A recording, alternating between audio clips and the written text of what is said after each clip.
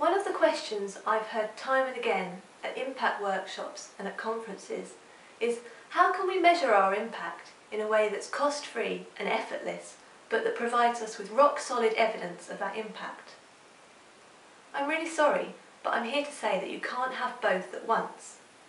Just like keeping your accounts or doing marketing or any of those other backroom things which keep your core work going, exploring impact is an active process that takes at least some time and effort.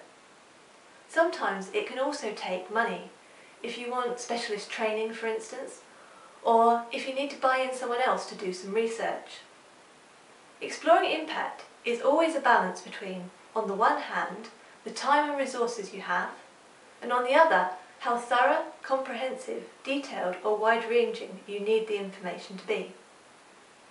Every time someone explores impact, they're deciding how to balance these factors for how it would be appropriate to work for them. Don't let this put you off though, because there's still a lot you can do on just a little bit of time and effort. It's just good to be realistic at this stage about what is achievable. With this in mind, we've put together a document called How to Collect Data. It presents some really light touch ways of gathering information on change. Some really small organisations I've worked with have been very attracted to the idea of polling. Instead of asking a questionnaire or getting people to sit down for interviews, what you do is give them the means of answering questions one at a time, over time. The first step in polling is to decide which outcomes you want to focus on, such as, for instance, health or confidence.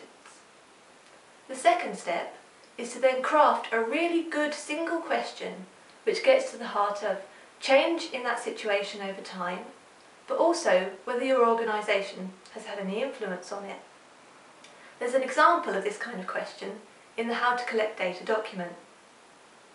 The third step is then to give people the means of answering that question in a way that suits them. This could be as easy as putting the question up on a whiteboard and giving them a big pen. But it could also be about setting out pots which represent multiple choice answers. The real advantage is that polling is quick and easy to do, and you can do it in any manner of practical settings. For instance, even in a field of potatoes with a series of buckets. Imagine what you could do in this way.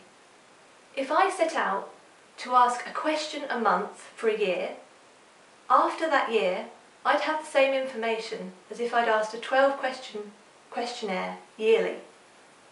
There's also the added benefit that you're not swamped with all the data at once. You can process it month by month. You'll find that it takes a little thought and a little planning on which questions to ask, but it can provide you with the data you need in a quick and easy way.